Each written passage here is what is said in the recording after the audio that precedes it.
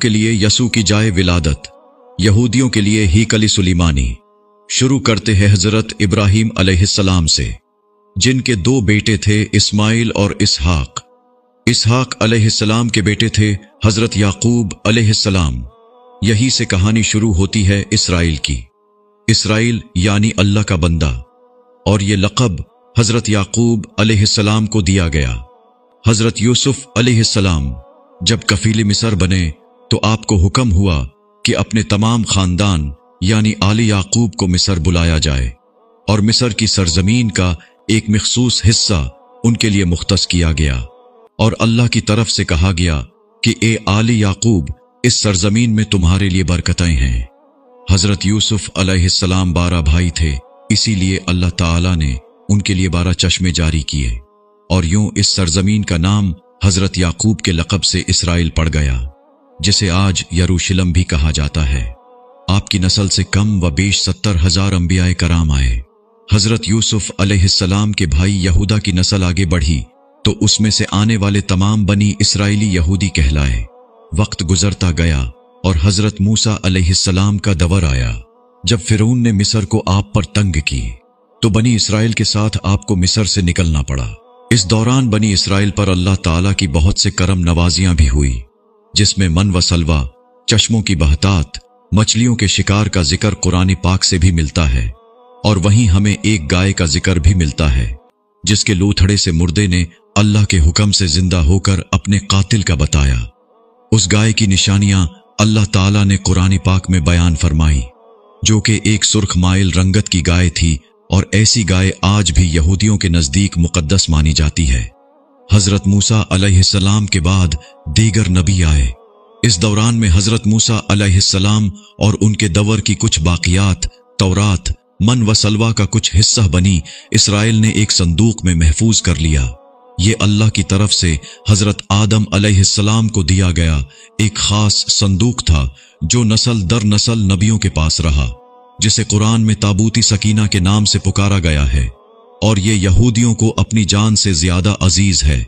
हजरत दाऊद अलैहिस्सलाम ने जब जालूत को हराकर उससे ताबूती सकीना हासिल किया तो यूं बनी इसराइल ने इन्हें नबी तस्लीम कर लिया, और हजरत दाऊद अलैहिस्सलाम ने उस संदूक की हिफाजत के लिए एक हीकल तामीर करवाना शुरू किया, जो कि उनकी जिंदगी में मुकम्मल न हो सका। उनके बेटे हजरत सुलेमान अलैहिस्सलाम ने जिन्हों की मदद से उसको मुकम्मल करवाया, और इसी दौरान में आपकी भी वफात हो गई। इसी वजह से उसे हैकल सुलेमानी कहा जाता है। बाद अज़ा बाबिल के बादशाह बख्त नसर ने इसराइल पर हमला किया और हैकल सुलेमानी को भी गिरा दिया, और ताबूत सकीना भी अपने साथ ले गया। सिप्रस दी ग्रेट ने दोबारा ये शहर हासिल किया, यहूदियों को दोबारा यहां आबाद किया, और ताबूती सकीना को भी वापस लाया गया। हैकल सुलेमानी को एक दफा फिर तामीर किया गया। फिर वक्त गुजरा और हजरत ईसा अलैहिस्सलाम की आमद हुई, जिन्हें नऊजुबिल्लाह यहूदियों ने दज्जाल, नाजायज और क्या क्या लक़ब दिए। यहां से यहूदियों में से 2 अलग कौमें हो गईं, एक यहूदी और दूसरे ईसाई। यहूदियों ने साजिश करके हजरत ईसा अलैहिस्सलाम को सलीब पर चढ़ाना चाहा, और अल्लाह ताला ने उन्हें अपने पास उठा लिया। इसके बाद यहूदियों और ईसाइयों में कई छोटी मोटी जंगें हुई। फिर ईसाई रोमी बादशाह टाइटस ने इस शिद्दत से यरूशलेम पर हमला किया कि उस पूरे इलाके की ईंट से ईंट बजा दी, हैकल सुलेमानी को गिरा दिया, जिसकी सिर्फ एक दीवार इस वक्त अपनी असली हालत में मौजूद है, जिसे दीवारी गिरिया कहा जाता है, जहां यहूदी जाकर तौरात की तिलावत करते हैं और गिरिया वजारी करते हैं। ताबूती सकीना भी न जाने कहां गायब हो गया। टाइटस के हमले के बाद यहूदी आखिरी नबी के इंतजार में थे, क्योंकि अल्लाह पाक का उनसे वादा था कि उन्हें फिर उरूज बख्शा जाएगा। इस वादा का जिक्र सूरत बकरा में भी मौजूद है कि ए बनी इसराइल, उन नेमतों को याद करो जो तुम पर की गईं, और अपना वादा पूरा करो, ईमान लाओ, ताकि हम भी अपना वादा पूरा करें। कयामत की निशानियों में से एक निशानी ये भी है कि हैकल सुलेमानी की 3 दफा तामीर होगी, जो कि 2 दफा हो चुकी है।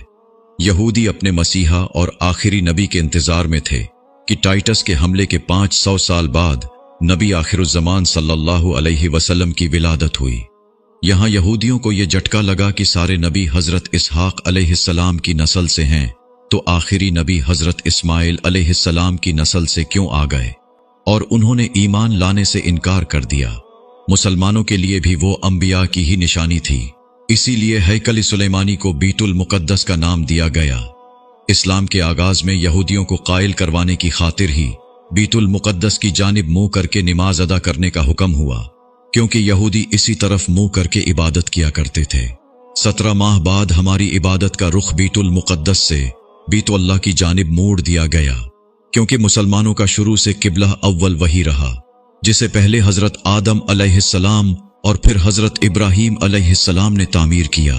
हजरत उमर रजी अल्लाहु अन्हु के दौरे हुकूमत में इसराइल यानी यरूशलेम पर ईसाइयों का कब्जा था। बीतुल मुकद्दस के ही इहाते में उन्होंने गिरजाघर तामीर किया हुआ था और ऐन ताबूती सकीना वाली जगह वो गंद फेंका करते थे यहूदियों की नफरत में। यरूशलेम की फतह के वक्त जब उमर रजी अल्लाहु अन्हु वहां गए तो ईसाइयों पर बरहम हुए।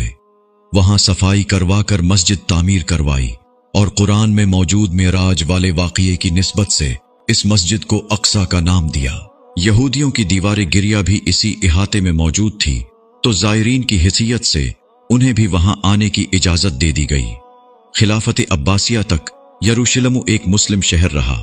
इसके बाद ईसाइयों ने दोबारा यरूशलेम पर हमला करके इस पर कब्जा कर लिया। सलाहुद्दीन अय्यूबी ने ईसाइयों के खिलाफ 50 से जायद जंगें करके बीतुल मुकद्दस दोबारा हासिल किया और फिर 700 सालों तक ये खिलाफती उस्मानिया के ज़ीर सल्तनत रहा। यहूदियों को भी दीवारी गिरिया तक अपने मजहबी इक़दामात की आज़ादी रही और यहूदी आहिस्ता आहिस्ता फिर यरूशलेम में आबाद होना शुरू हो गए। इस दौरान में कई बार उन्होंने खिलाफती उस्मानिया के सुल्तान को पैसों के एवज यरूशलेम उन्हें सौंपने का लालच दिया, लेकिन नाकाम रहे। इस दौरान में उन्हें यह अंदाजा हो चुका था कि उन्हें अब खुद अपनी पहचान बनानी है और बाइबल में मौजूद यहूदियों के आखिरी उरूज से कबल वाली कई निशानियां भी जाहिर हो चुकी थी और वो ये तस्लीम कर चुके थे कि उनका आखिरी मसीहा अब दज्जाल होगा, जिसकी बदौलत पूरी दुनिया में उनका दोबारा बोलबाला होगा। उन्होंने बरतानिया से साजबाज करके खुद को अलग रियासत तस्लीम करवा लिया। यूं इसराइल बाकायदा एक मुल्क की सूरत में दुनिया के नक्शे पर उभरा। फिर आहिस्ता आहिस्ता उन्होंने फलस्तीन और दीगर मिस्री इलाकों पर भी कब्जा कर लिया। अरब ममालिक इसराइल के खिलाफ जंग पर आए, लेकिन उस वक्त तक ये खुद को इतना मजबूत कर चुके थे, अरब ममालिक को इस एक छोटे से मुल्क से मुंह की कानी पड़ी। ईसाइयों ने भी देख लिया कि अब उनसे लड़कर कुछ वसूल नहीं होना, तो बाकायदा गिरजाघरों में पादरियों ने तकरीबात मुनक्किद की और यहूदियों के लिए मुआफ़ी का ऐलान किया गया। यूं सियासी और इक्तिसादी मफाद परस्ती ने 2000 सालों से एक दूसरे के अज़ली और जानी दुश्मनों को एक सफ पर ला खड़ा किया और कुरान की बात भी सच हो गई कि यहूद व नसरी एक दूसरे के दोस्त हैं। यहूदियों के अकायद के मुताबिक वो हैकल सुलेमानी की हिफाजत नहीं कर पाए तो खुद को कसूरवार कहते हैं। खुद को सजा देने के लिए जंजीरों और चमड़े से पेटते हैं और दीवारी गिरिया के पास आह वजारी करते हैं। वो ईमान रखते हैं कि तीसरी बार उन्हें पूरी दुनिया पर हुक्मरानी हासिल होगी। इसके लिए उन्हें मस्जिद अक्सा को गिराना होगा, जिसकी तैयारी वो कर चुके हैं। कब से मस्जिद अक्सा के नीचे बारूदी सुरंगें बिछा दी गई हैं। इसके बाद हैकल सुलेमानी तामीर करके ताबूती सकीना वहां रखना है। ताबूती सकीना भी वो दोबारा हासिल कर चुके हैं, लेकिन मसला था सुर्ख गाय, क्योंकि उनके अकीदे के मुताबिक वो नापाक हैं और जब तक पाक नहीं हो जाते हैकल सुलेमानी तामीर नहीं कर सकते और पाक होने के लिए सुर्ख गाय की कुर्बानी देना होगी। वो गाय जिसकी निशानियां कुरान पाक में बयान की गई हैं, जो उस वक़्त भी उन्हें ढूंढने में मुश्किल हुई थी। अब भी 100 साल तक वो वैसी गाय की तलाश करते रहे। टेक्नोलॉजी का इस्तेमाल करते हुए बच्चे पैदा करने का कामयाब तजुर्बा किया उन्होंने। फिर उस तजुर्बे की बदौलत वैसी निशानियों वाली गाय पैदा करने की कोशिश की गई, लेकिन नाकाम रहे। 2019 में एक अमरीकी रियासत से 5 अदद वैसी गायें उन्हें मिल गईं, जिनके जिस्म पर सुर्ख रंग के अलावा और कोई बाल नहीं था। उन्हें कभी काम के लिए इस्तेमाल नहीं किया गया था। अगली निशानी के उन पर किसी बीमारी का असर नहीं होना चाहिए। पूरी दुनिया में कोविड फैलाकर मुख्तलिफ जानवरों के साथ उन्हें भी टेस्ट किया गया और उन पर इस बीमारी का कोई असर न हुआ। Red hyper found, mystery of red hyper. ये गूगल में सर्च करके आप इस मुताल्लिक तफसील से पढ़ सकते हैं। अलगरज कर्ब क़यामत और दज्जाल के ज़हूर वाली तमाम तर तैयारियां वो मुकम्मल कर चुके हैं।